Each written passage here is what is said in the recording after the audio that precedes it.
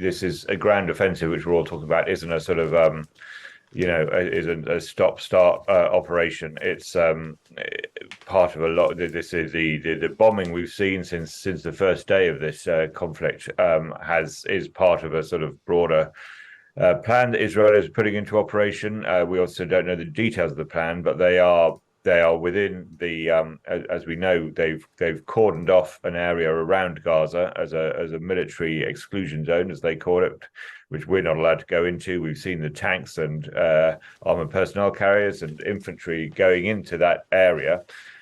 We understand that they have basically taken down the border fence and are treating it as one territory, if you like, and going into what we think of as the Gaza Strip, on raiding operations, on scouting operations, scoping operations is the new fashionable terms, preliminary to a larger scale offensive into the center of the enclave. There are reports this morning that a number of bodies of missing Israelis have been recovered in a ground raid on Gaza. At least 150 hostages seized by Hamas gunmen from southern Israel last Saturday are believed to be being held in Gaza. They include women, children and elderly people. Richard Spencer is the Times correspondent who joins us from Tel Aviv. Richard, good morning. Good morning. I suppose notably, along with this apparent recovery of some bodies, is the fact that Israel has sent the first troops into Gaza. What do we know about this initial, I suppose, stage of the ground offensive?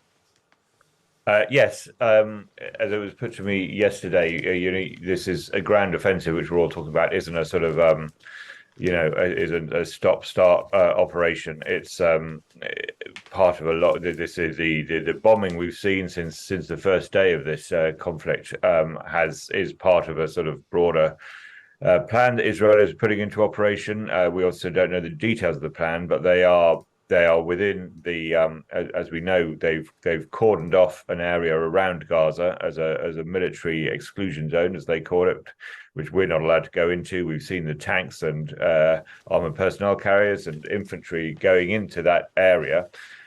We understand that they have basically taken down the border fence and are treating it as one territory, if you like, and going into what we think of as the Gaza Strip, on raiding operations, on scouting operations, scoping operations is the new fashionable terms, preliminary to a larger scale offensive into the center of the enclave. But yes, they are operating, and both for reconnaissance purposes and for as you just said, to do something about the hostages. And as you say, we're getting these early reports that some bodies of hostages have been retrieved. We don't really have any details as yet.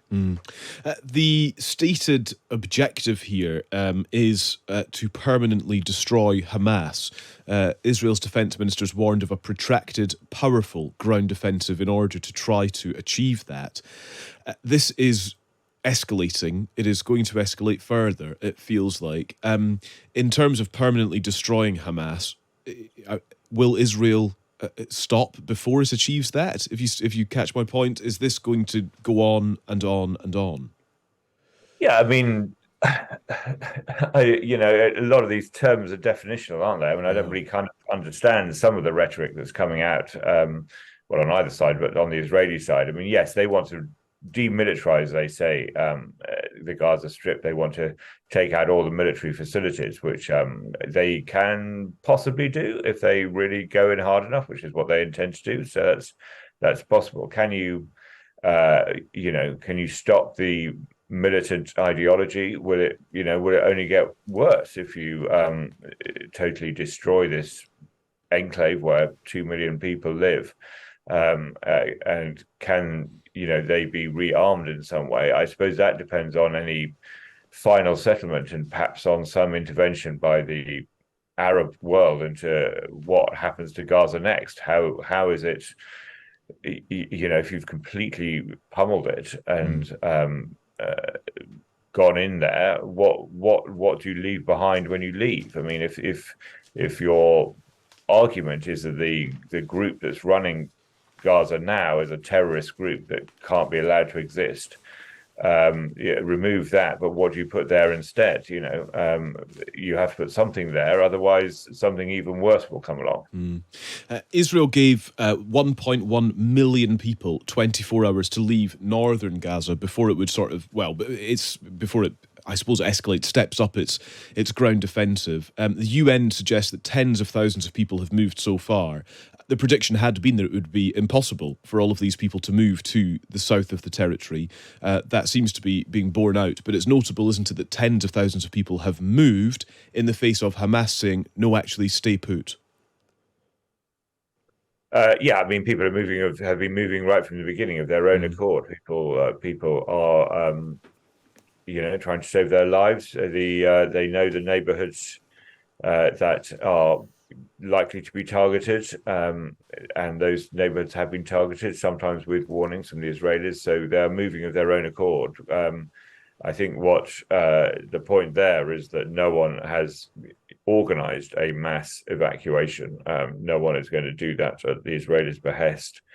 The fear they certainly have is that this is a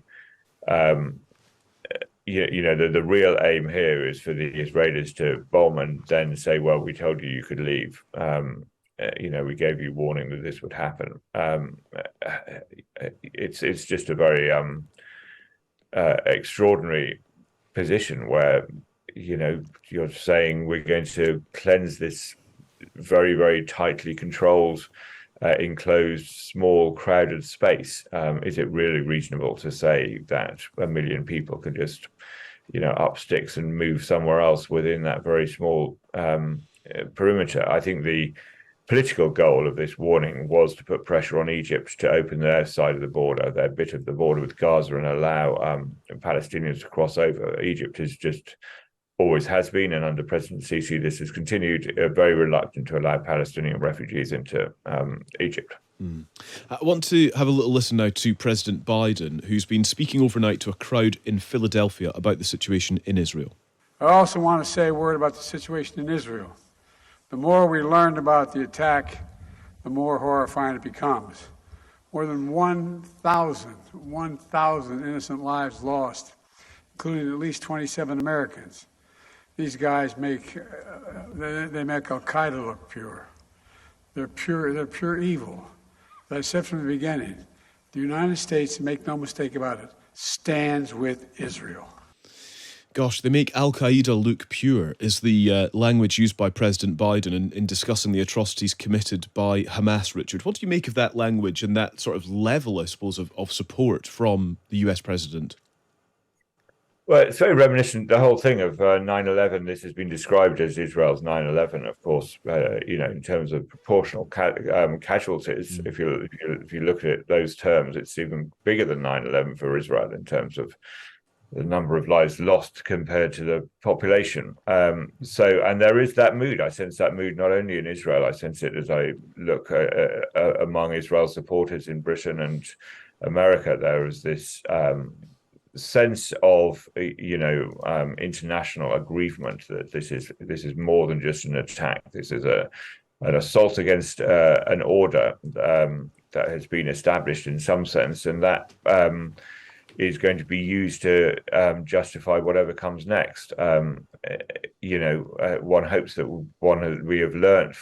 Israel has learned from what happened in the wake of 9/11, that while the fury may have been justified, the response was not always wise.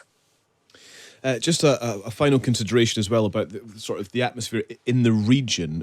There's reports that Hezbollah, the Lebanese militant group, said it's ready and will contribute towards the fight with Israel. Is there a feeling that other regional actors are standing by, really, to become involved in a really definite way in this conflict? Yeah, this is the $1 million question: whether particularly Hezbollah will get involved. There is this axis of resistance, as they call it, led by Iran, with all the militant groups it funds, including Hamas, including Palestinian Islamic Jihad in Palestine, in the occupied territories, in West Bank, in Gaza, and of course Hezbollah in Lebanon. Other militias are based in Syria.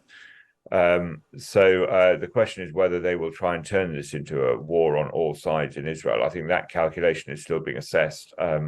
Hezbollah are said not to want to get involved in any war with Israel at the moment. They have political problems in Lebanon, where they're part of the government, which is in a state of disarray and chaos.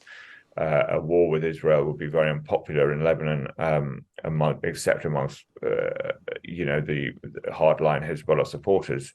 People have enough to worry about with a collapsed economy there without being bombed by Israel as well. So that's the calculation for Hezbollah, but they don't want to see Hamas obliterated because that would remove one front of this axis of resistance, and that would make Hezbollah look a little bit more isolated.